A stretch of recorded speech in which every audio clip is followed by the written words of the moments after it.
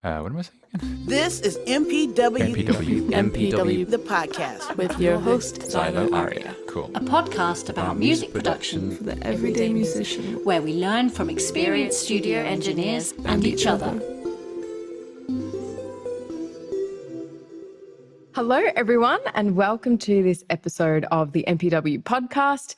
I'm your host, Xylo Aria, and today we are talking to the incredible Simone Torres. So Simone is a multi-platinum Grammy-nominated engineer and vocal producer and also vocalist from New York.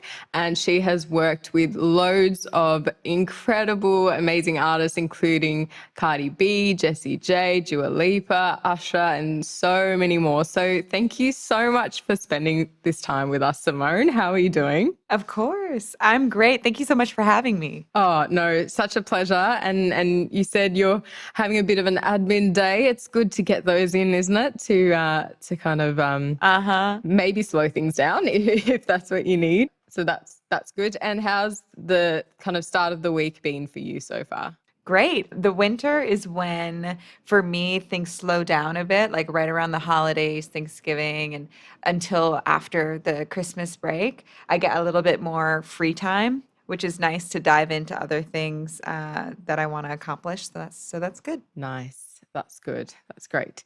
So today we are talking about vocal production, something that you are an expert in, and I'm keen to learn a few things from you. But before we get to that, I'd love to hear a bit more about your background. You know, you've developed this incredible career for yourself, and just want to show our audience kind of where things started for you and how you got to where you are. Before, I can see a few kind of plaques and stuff behind you, which is awesome. So, yeah. Yeah. So I started off as a singer. When I was 9, my dad started an entertainment company and where we would sing at weddings and restaurants every weekend from when I was 9 until I went to college. And so I started off in music heavily as a singer. And at that point, that's what I wanted to do, either be a singer or work. I knew I wanted to do something in music, and that's what my life was going to be. I decided to go to Berklee College of Music because they had a good contemporary music program. And at first, I thought I wanted to be a manager, to be an artist manager. And because I had a lot of times with different labels where things would almost happen and all these different weird situations. And I was like, okay, I want to be able to represent artists and be an advocate for artists on that side of things. And so I started studying music business management, and I just realized that I was really missing more of a creative piece for me. Like I was missing because I was still singing, I was still gigging like 5 times a week at that point, and I just wanted a little bit more of a creative piece. And so in all of that time, in the 13 years of me gigging and doing all this stuff and recording a lot of things, I never had one piece of music recorded that I was proud of. But I didn't know how to communicate what I didn't like about like the recordings. I just knew that to me, they weren't right.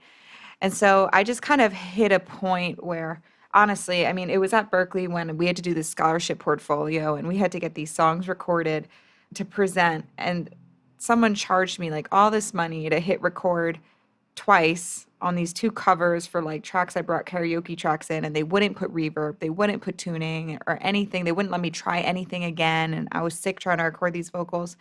And that was kind of my turning point where I was like, okay, I'm going to figure this out on my own.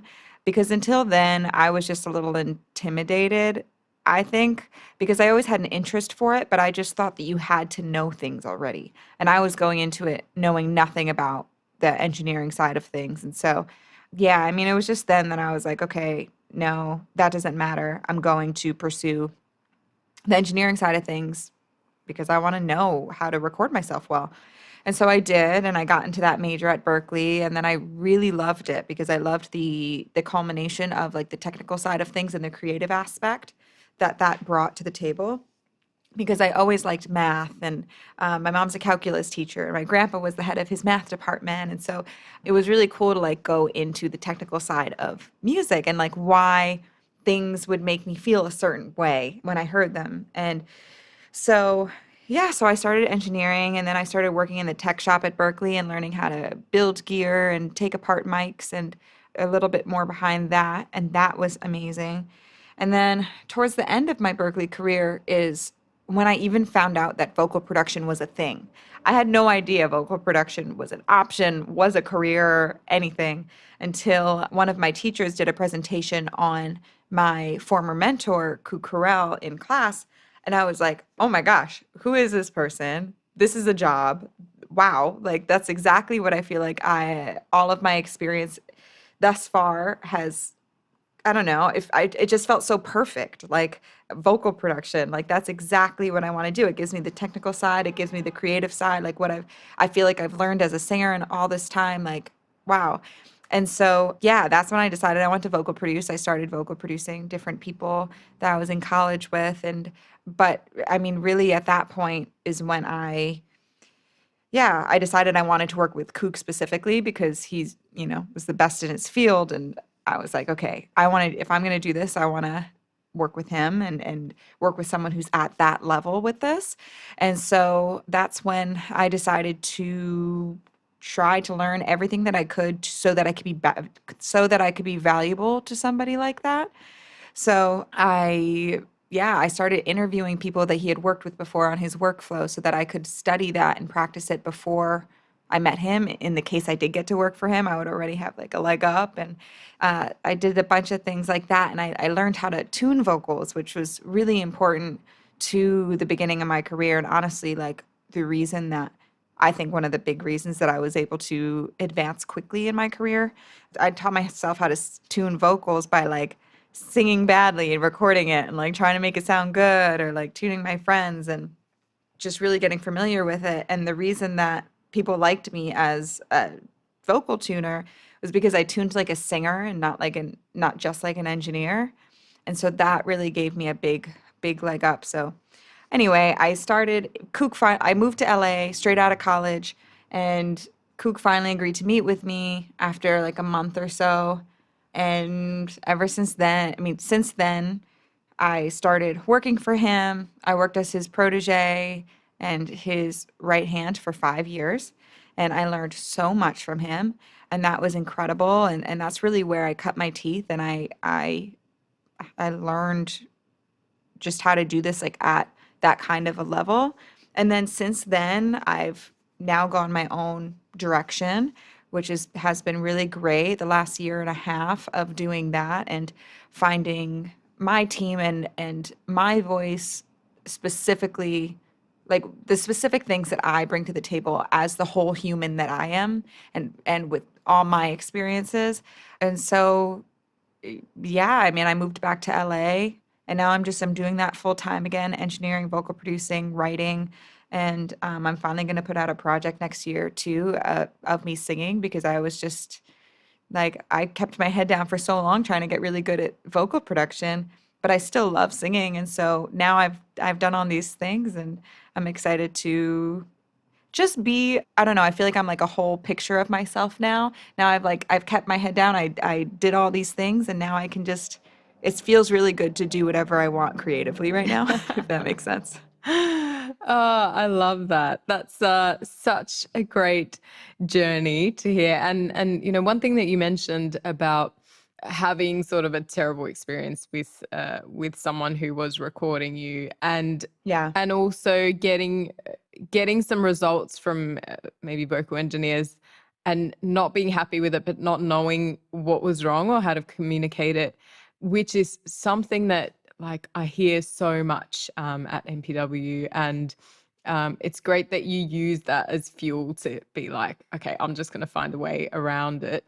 And which is why I think it's so important now that even if you don't want to produce yourself or anything like that, you kind of need to know the basics if you want the best out of a service that you're paying for even. Exactly. So that's awesome that you've kind of created your own career from some bad experiences and kind of found some power through that, and also just amazing to hear the amount of dedication once you knew your goal of like, okay, you were gonna work for Kook and like and just study his workflow and everything so that you could be as prepared as possible. That shows a lot of clarity in the way of thinking of where you want to get to, which is which is really, really great to see.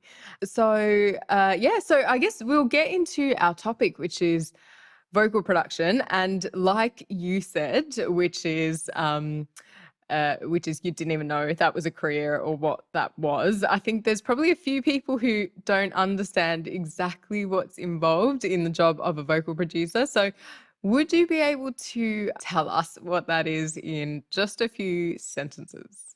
Yeah, so a vocal producer is like a cross between a vocal coach and a producer. So I help the artist. I'm coaching them through their performance. It's not about singing correctly. It's about singing things that are going to hit someone when they hear it. And it's about the emotion and the performance of it. And so it's what the record needs, the specific recording needs, be that ad libs, backgrounds, smiling when you're singing a part, singing something brighter, darker, this kind of emotion. I'm coaching through that whole process and taking it from start to finish. I'm going in, I'm recording all the vocals, producing them, and then I'm delivering that to the mix engineer. Okay. So it seems like there's a few different parts of that role, I guess. First thing that kind of strikes me when you said you look at what the record needs. How do you go about identifying that as a vocal producer? Because sometimes it feels like, I mean, it's the artist's creative image, and it would feel like maybe they're clear on what they're trying to deliver. How do you go about working out what is lacking in what they're doing to give them advice? Oh yeah. So there's so many different ways to approach that question, and it's every artist is different in what they need from a vocal producer. So for example, someone that's like a really big voice, like a really belty singer, a really like powerful singer, for a record that's going to translate to radio, a lot of the times it's about having those moments, but also having moments where you're not going too crazy so that those moments can shine, right? Because if you're just doing that the whole time, it's very easy to get, some ear fatigue. And if you want something to be commercially viable, there's just like a way to craft things so that you have the special moments and the magic moments, right? But if it's riffing all the time, people want to be able to sing along, right? People want to be able to, we need to make things that are going to get stuck in someone's head. So that would be one job if I'm working with a singer like that.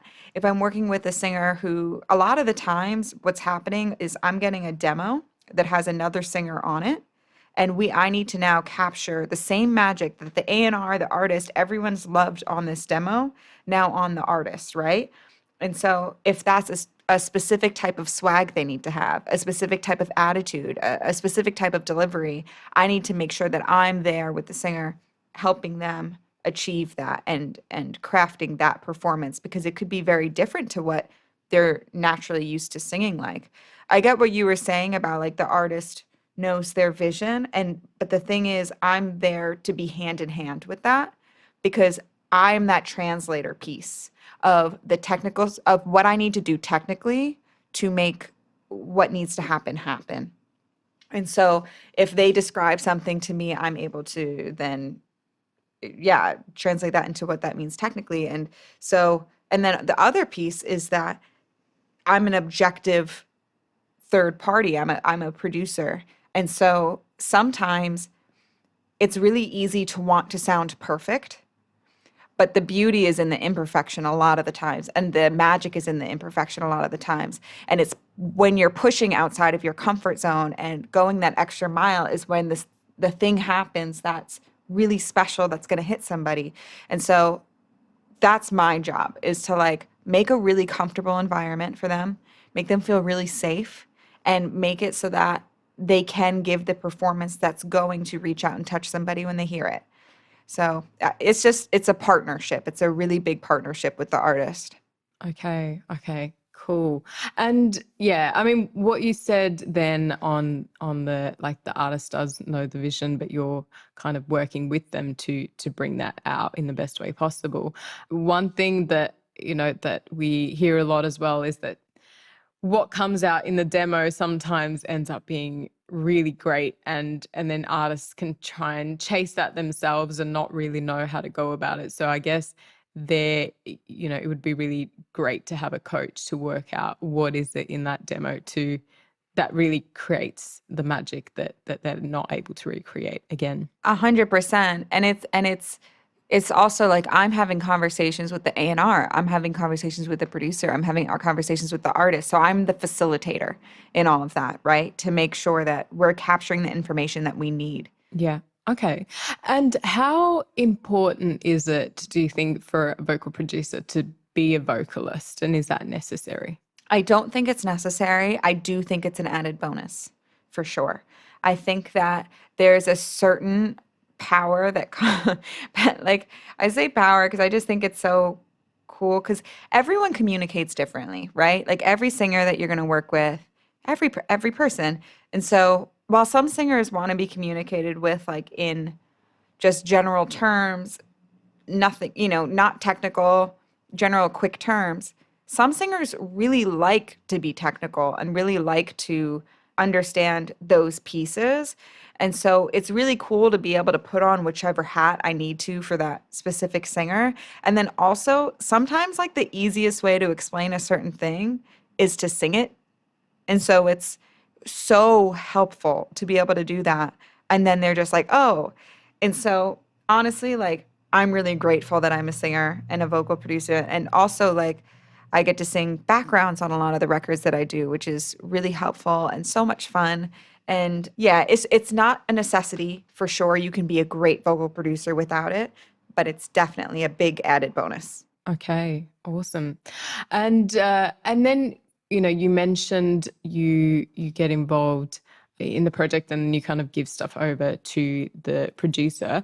Is it common for most projects these days to have a vocal producer, or is it just kind of select few? And how does the A&R or whoever it is come to that decision? Yeah, I mean, so that just totally depends. For records that like are at a certain level and above, there's generally a vocal producer, but it's not always. Like some artists really love to vocal produce themselves and they just have an engineer that they work with and they communicate with really well and they have the shorthand that's great. And then it's awesome. But some artists always use a vocal producer. It's a very niche thing, vocal production. And it was super prominent for a long time and then it kind of went and faded for a little bit and now it's becoming really prominent again in the last few years. So I couldn't really give you a percentage or how they go about figuring that out. I think that sometimes when I go and I cut a record, the artist has cut it like 2 or 3 times already and they can't get it right and it's my job to get it right. So, that's an easy way that they decide, but then there's also artists that just like I vocal produce them on everything that they do because it's that partnership, right? And so it's, they know that I'm going to get a great vocal out of them and that's what they want to do.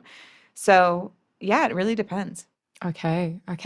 And one thing you mentioned there about sometimes artists will just work with an engineer rather than a vocal producer. So how would you say the roles between an engineer and a vocal producer are different or all the same? Yeah, so they're completely separate things, but I do both. So for me, they're really hand in hand, but in general, they're very different. So the engineering part is strictly technical.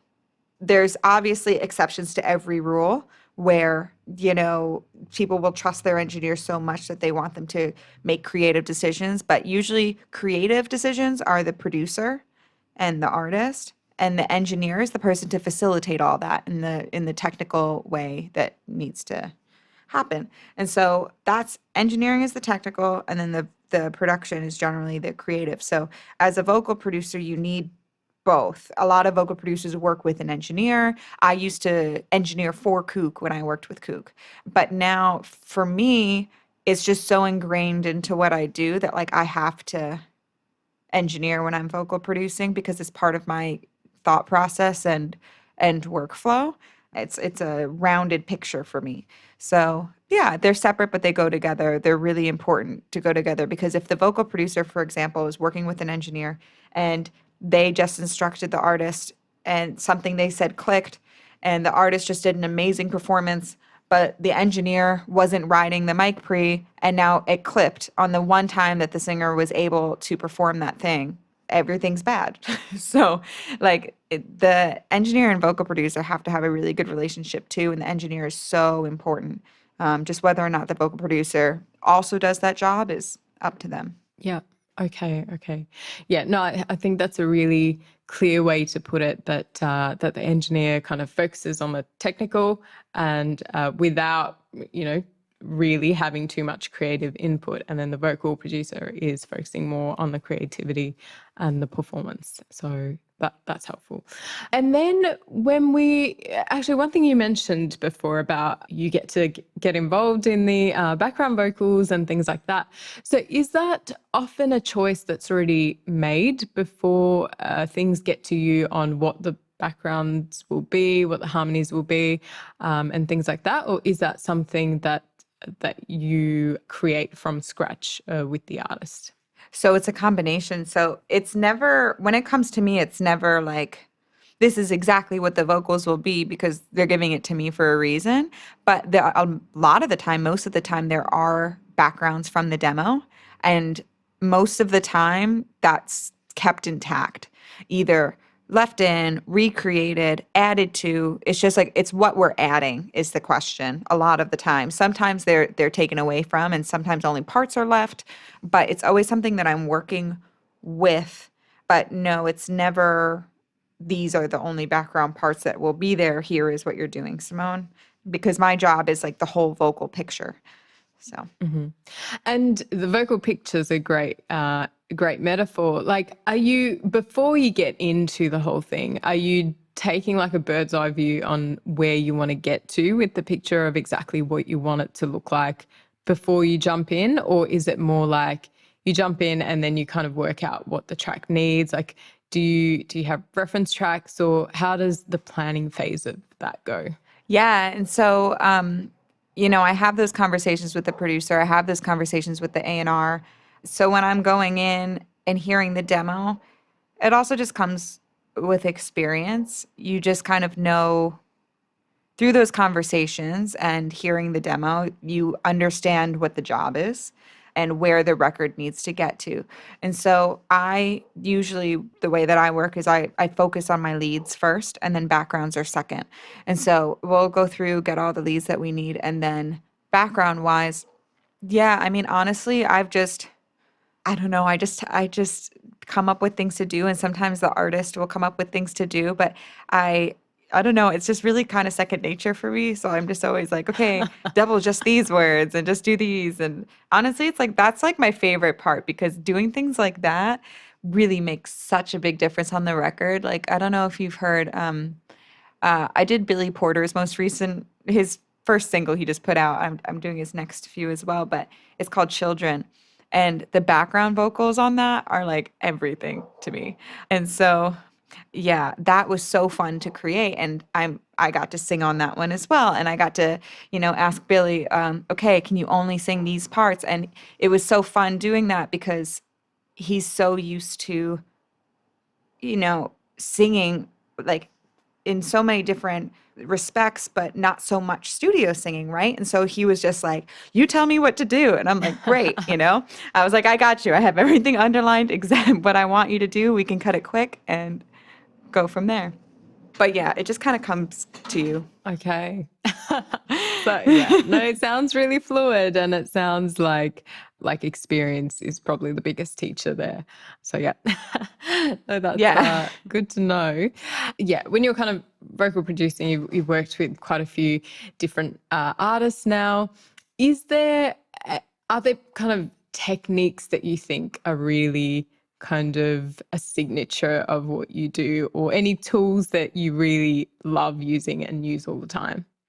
I like to think that my signature is, it's really important to me to keep a really happy, open, comfortable environment in the studios that I work in, because a singer is their instrument. So if they don't feel comfortable, they're not going to perform their best, right?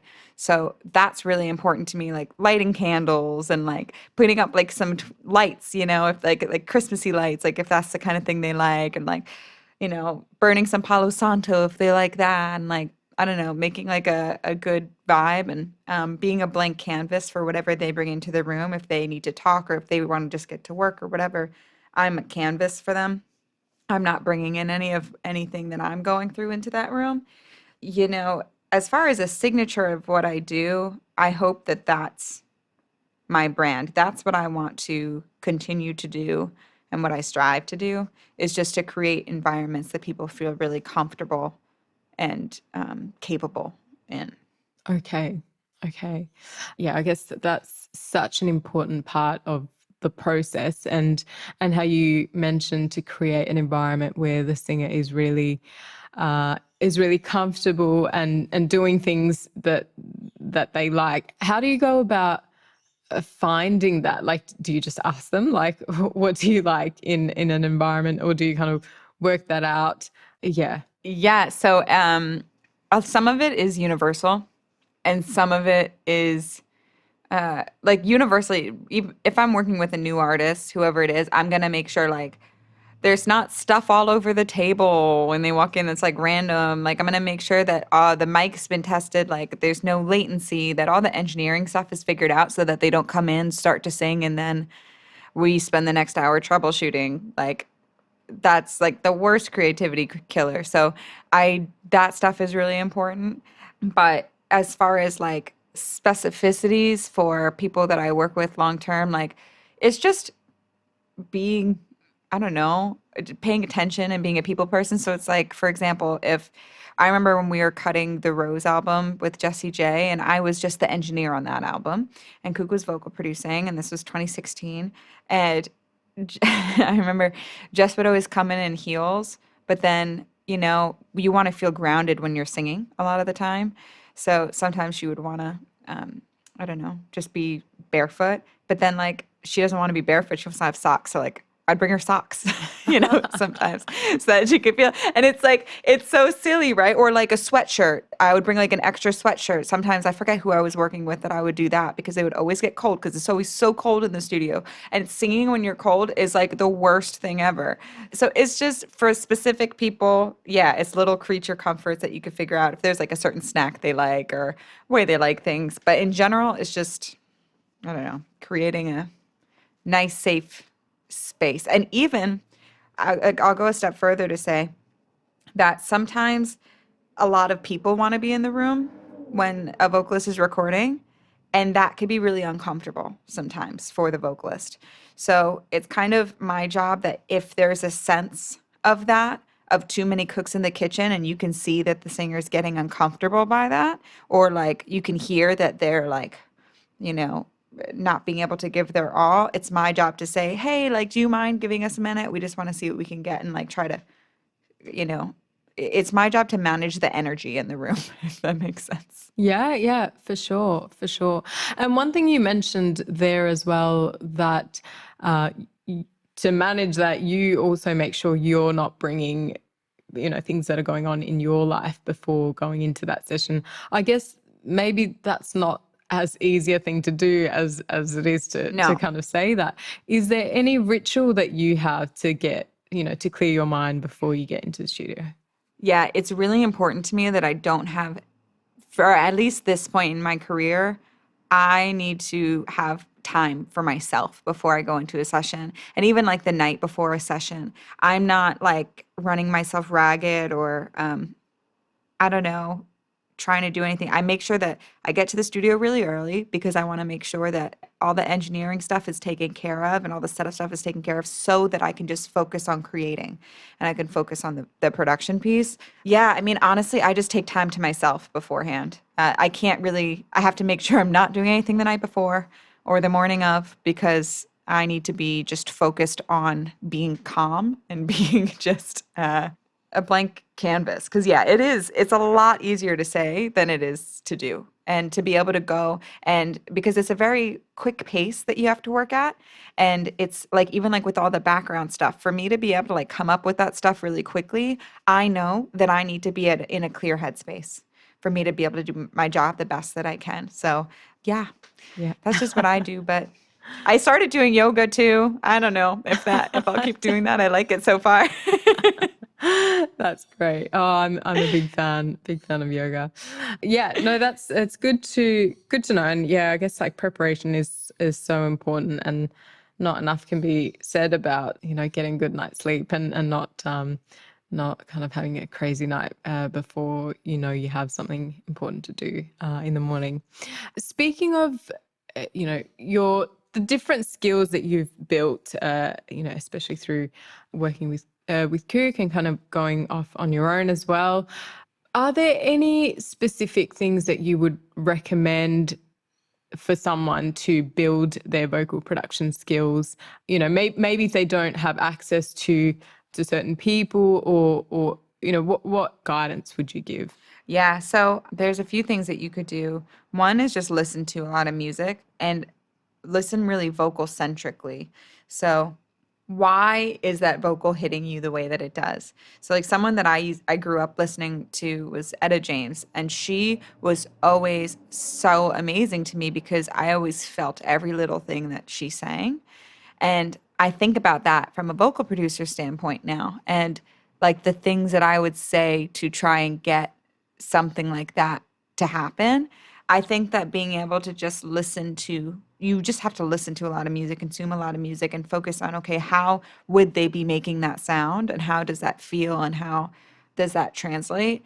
And then studying records that you love, like, okay, where are their doubles? Where are their harmonies? Where are their ad libs? Like all that stuff, just really start studying and digging in instead of listening passively to those things. And then as far as tuning and stuff goes, I mean, the way that I learned, like record yourself singing bad, try to make yourself sound like a star. Okay. And I mean, and also just like work with your friends. Like even if you don't have friends that are like singers, have them come in, be like, okay, I want to try to vocal produce you on this cover. Like I had a friend, I have this vocal production demo that I show when I go to speak at things like Women's Audio Mission or different places that I go to. And it's my friend Martina, who is from Milan, Italy. She has a bit of an accent and she sings classically mainly. She's a very properly trained singer. And I had her sing like a swaggy R&B song, very out of her comfort zone normally. And so I show the steps of, okay, how can I get her there? And it's just those kind of things. It's trial and error. You're not going to become great at this overnight.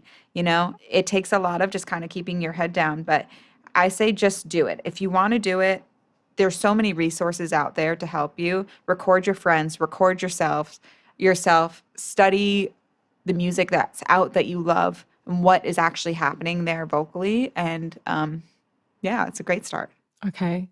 Yeah. No, that's good to build from. And kind of going back to your career as well, and everything that's happened for you so far, are you able to pick out one greatest highlight? Well, the first time that my first Grammy nomination was a really big career, just kind of pivot point for me, because it had always been a dream of mine. And when that happened, it was so kind of surreal to me.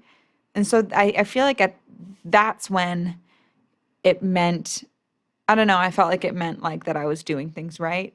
For me, that's what it meant to me. And I had worked like a lot of side jobs up until that point, making it so that I could pursue this. And after that, that's like when I was like, okay. And I was able to quit those things and do that. And so, yeah, that was a really big career point for me. I mean, there's been so many, but yeah, I like it. That Grammy nomination for Record of the Year was so far one of my, most important for sure. That's awesome. And one thing that you mentioned there about you were doing kind of a few side things, and then you decided that this is what you were going to do. Can you talk me through your mindset then? Because I feel like this is something that obviously so many musicians are dealing with, like doing music and then doing other things. And then when do you take that jump, and how do you go about making that decision? So I really think that we can accomplish anything that we want to if we're willing to work hard and sacrifice for it.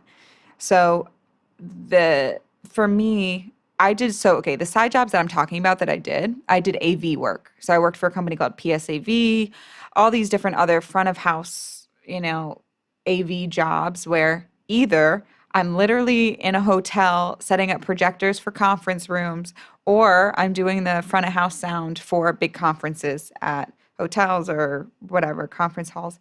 So not what I signed up for, not what I like really want to do with my life, but it was really great and I'm really grateful for it because it allowed me to continue to do what I was passionate about and what I wanted to ultimately do forever without putting the financial pressure on it yet. Because when you're learning and you're doing that, you can't just be like, I mean, at least in this industry, unfortunately, you can't just say, okay, I want to, make a full, it's so messed up. I hate saying this, but it's like, it's really hard to say, okay, now I want to make a full living from this before you learn, right? You have to learn. And so for you to be able to learn and to take those opportunities that maybe you have to do it for free, maybe it's going to pay a really small amount, but it's going to help for your future, that is really important. And so that's why I'm really grateful to those jobs because I was able to support myself doing that, not put the financial pressure on the music side of things yet, so that I could grow it to where then I could be financially stable and successful in what I was trying to do. But I think that that's kind of a point that there's like a right way and I don't know, that piece is really difficult because I think that a lot of people think, oh, I shouldn't have to do that, which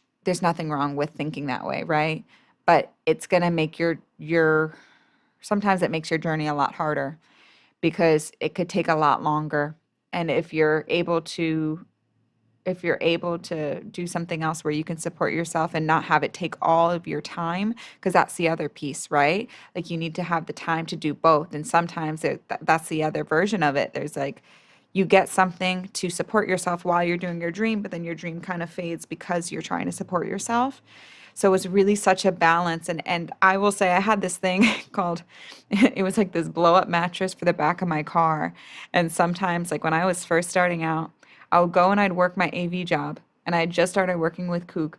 And so I would go from there to Rihanna's house for when they were doing Anti, like nap in my car for an hour and then go back to my other job, Oh my goodness. Like, so it's like sometimes you just have to do what you want to do. But I think it's important to identify the opportunities that are worth it for those kind of things. And then there are a lot of people out here that unfortunately will take advantage of people that are willing to do things like that. But it's kind of got to be able to see, okay, what's a good thing for me to do this for and fits with my plan that I've laid out. And that's the other piece of it. You have to making a 5-year plan is really important, 5-year plan, 10-year plan, and then like break that down into smaller steps and be working towards those goals every day.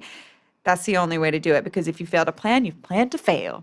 That King Richard movie, I don't know if anyone's seen that recently. They emphasize that a lot. Okay. No, but I'm definitely a big fan of that saying, but also just planning and goal setting in general, because I think a lot of the time people feel frustrated that they're not moving forward, but they have no idea what they're moving towards, which makes it really hard to define anything. Right, exactly. Yeah, no, so that's really good advice. And the flip side of that coin, you had your Grammy nomination and everything that came along with that. And so what has been the greatest challenge for you, would you say? I think, just to be very transparent here, it's kind of, you have to get over the imposter syndrome of it all, right?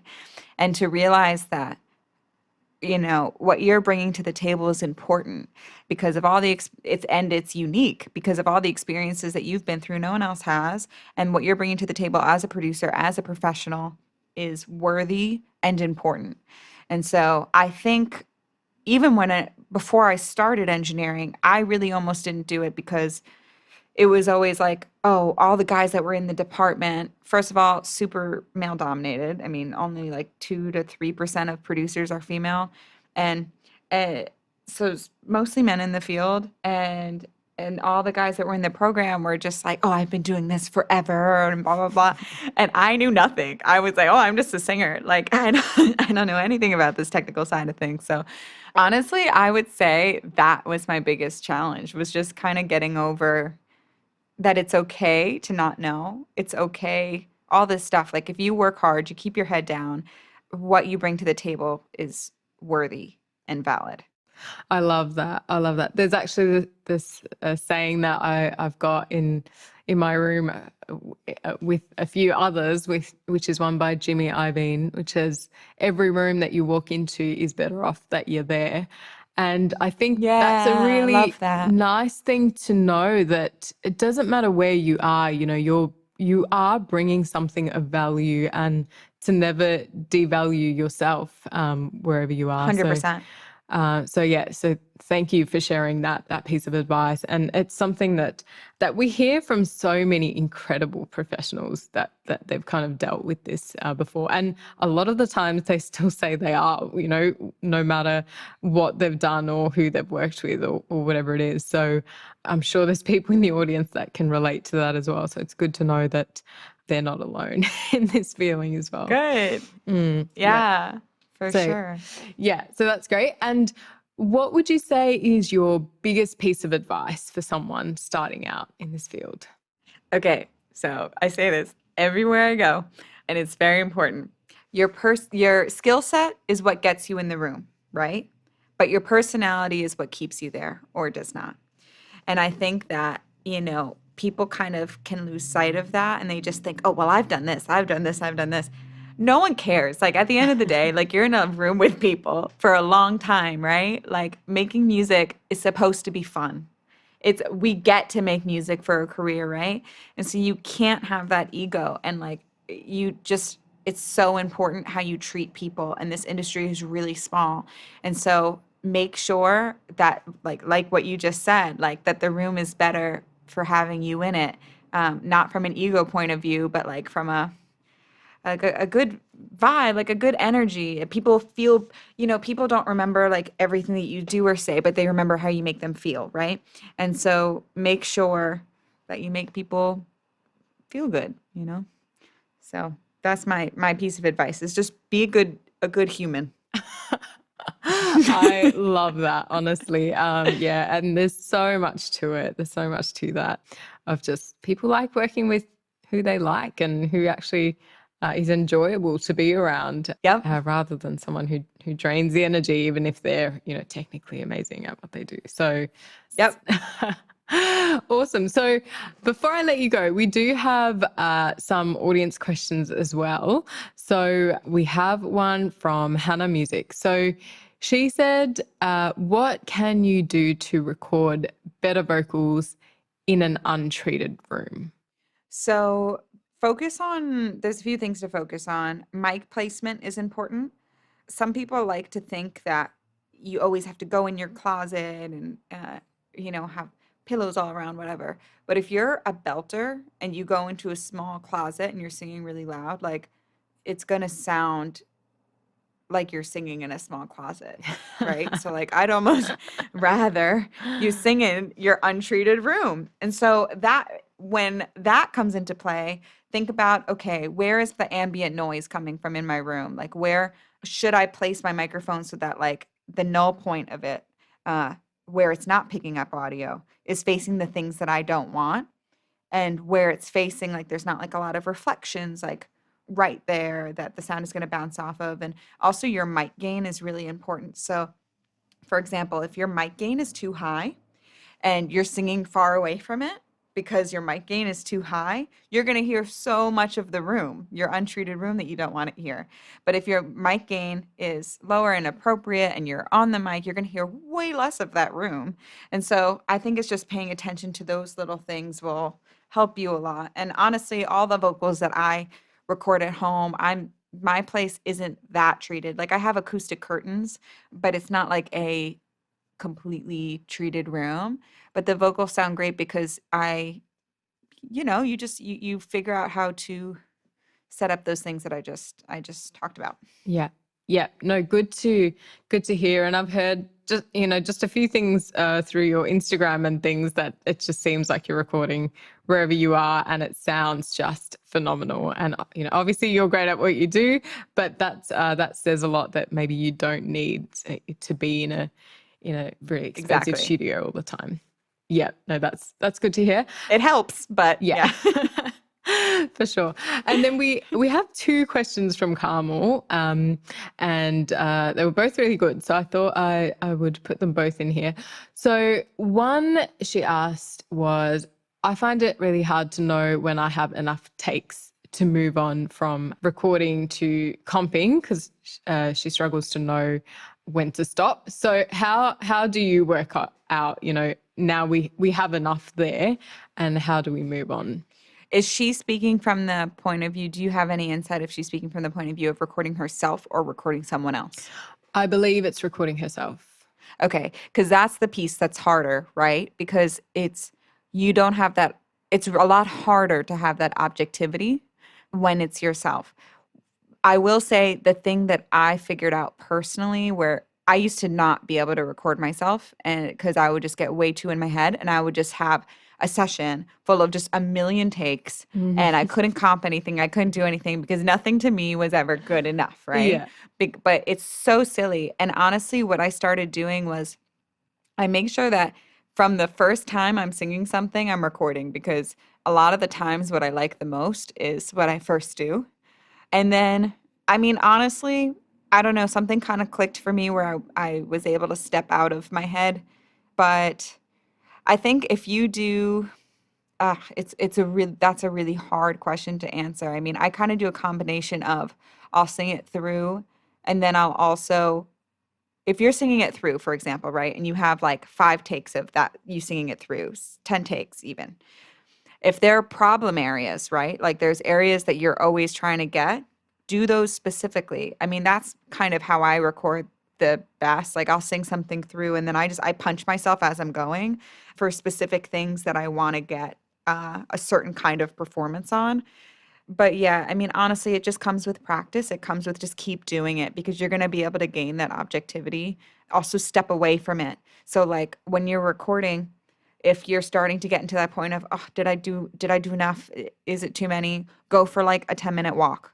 Go do something else, and then come back and listen to what you have, because if you stay, it's really easy to get too tunnel vision with this stuff. So whatever you can do to create some objectivity will help you get to that place. I know it's not like a complete, regular, straightforward answer, but that's a really hard one to define, because everyone's different, Yeah, no, for sure. And that makes sense. And her second question kind of relates to what you said before, of like sometimes your favorite recordings are the first one. So she asked, do you re-record vocals often, and do you prefer to try and work with the original recordings if you really like them, even if there were a few issues there? Yeah, so that's really tough. I kind of have an issue with that a little bit, because my first ones end up being the ones I really like. And sometimes when I try to recreate them, it's harder for me to get the same emotion, because when I was singing them that first time, I really meant it and felt it. So it depends on the part. So like, for example, yesterday I wrote something that for my project, and I like the first bounce that I did of it was the vocals were like from when I was writing it. They weren't like completely like I don't know, enunciating the words right, because I was writing it. I was just making it up. But I was afraid to cut them again, but I did, and it went great. But then another part of it, I wasn't able to attack the way I wanted. So then that's when I would just jump into Melodyne and start to manipulate it. But then the brain's a tricky thing, because sometimes once you do that and you do that manipulation point and you hear, okay, this is what I wanted to do, then your voice can do it, which is, it's weird, but then you're able to do it. And that's like a trick I use as a vocal producer too. Like a lot of the times, if people don't feel like they can hit something, you make it for them, you send them home with it, and the next day you try to get it. And most of the time they could do it, because it's just, you kind of have to get out of your own way. So yeah, it's a mixed answer there, where sometimes, yes, like if there's magic in that performance, that's the reason that we have these technical tools, right? To fix things like pitch, to fix things like timing, whatever. But if, if it's just a question of being nervous to do it, obviously just do it. Just try to record it again and try to put yourself in that same kind of mindset that you were in if you can. Awesome. Thank you. Really good things for us to think about with those two questions. So thank you so much, Simone. It's been really, really lovely having you here and hearing all your insights. And I'm sure our audience got a lot from it as well. So are you going to continue on with your admin day, or do you have any other kind of vocal things? Oh, I think I'm going to finish working on something that I started yesterday. Oh, Just something nice. for my project, which will be fun. Ah. Yeah. It's so good. It's so good when you can find time for your own creativity, because sometimes that tends to know. take the back seat all the time. Yep, exactly. So Yeah. it's lovely when you can. Yeah, that's really exciting. All right. Well, I will leave you to it, and I hope you have a great rest of your day. Bye. Awesome. Thank you so much. You too.